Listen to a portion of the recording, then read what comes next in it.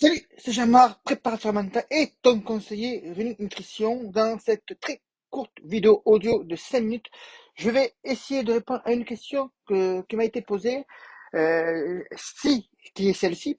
Si je n'ai pas de blessure, est-ce que j'ai besoin de changer ma façon de courir? Alors ça, c'est vraiment une question très très intéressante et qui peut revenir régulièrement.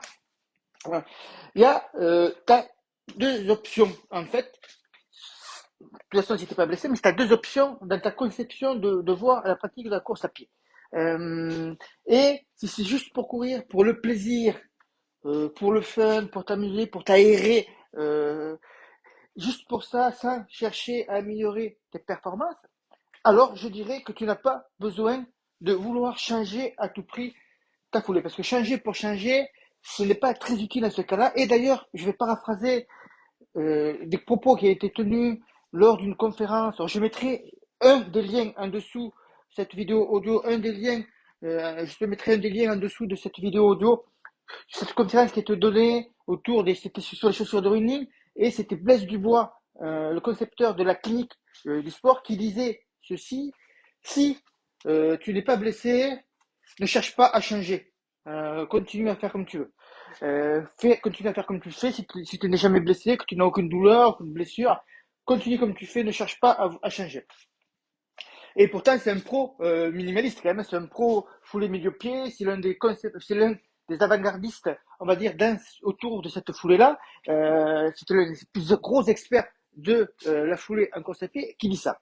Je te mettrai un des liens. Après, il y a plusieurs vidéos, plusieurs articles. En fait, j'ai pas pu tout mettre sous un même article, donc tu regarderas ça. C'est dans une de ces articles-là.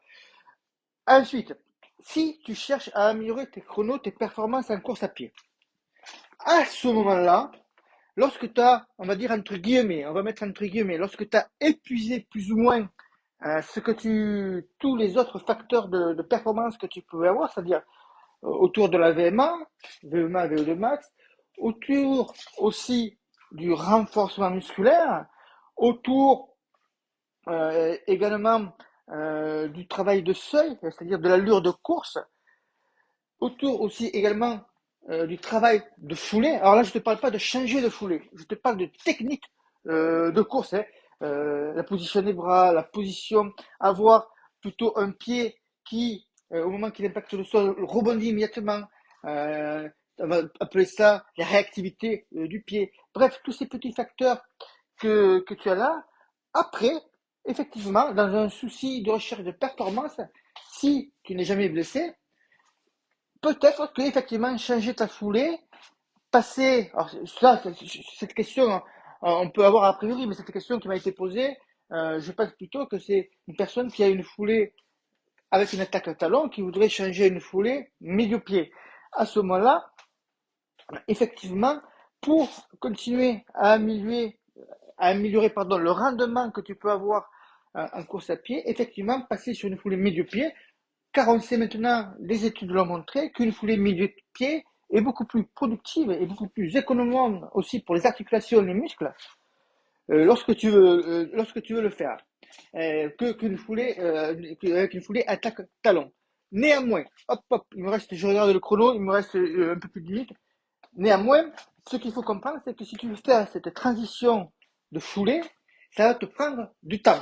Hein, ça peut prendre plusieurs semaines, ça dépend de ton niveau, mais ça peut aller à plusieurs mois, même à plusieurs, certains vont mettre plus d'un an. Donc ça dépend vraiment de ton niveau. Il faut accepter que pendant ce temps-là, que tu vas travailler ta foulée, que tu vas faire ta transition, tu ne vas pas faire que courir milieu pied directement avec une chaussure drop zéro. Hein, il va falloir faire une transition progressive. À ce moment-là, il va falloir accepter que tu aies pendant quelque temps très certainement une baisse de performance parce que tu ne pourras pas continuer à t'entraîner autant si tu veux faire en même temps la transition. Il va falloir à un moment donné faire du travail de transition et donc ça va impacter forcément sur tes entraînements parce que tu vas en faire un peu moins. Donc voilà ce que j'avais à dire autour de ce sujet. Question vraiment très très intéressante. Qu'en 5 minutes, si on n'a pas trop le temps de tout traiter, mais ce serait l'occasion de faire une vidéo ou un mini cours beaucoup plus approfondi que ça. En tout cas, je te mets en dessous les liens.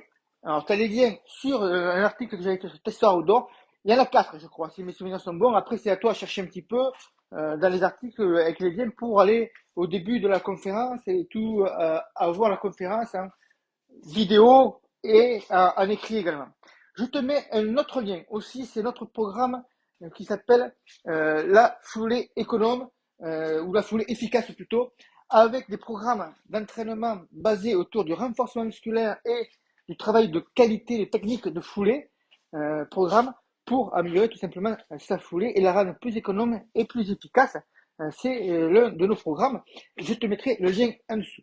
Si tu as des questions autour de cet audio vidéo, ben, je t'invite à le faire, à me laisser un commentaire en dessous, à me parler de ton expérience aussi si tu en as, et on en discute. Je te dis à bientôt et bon run. Ciao, ciao!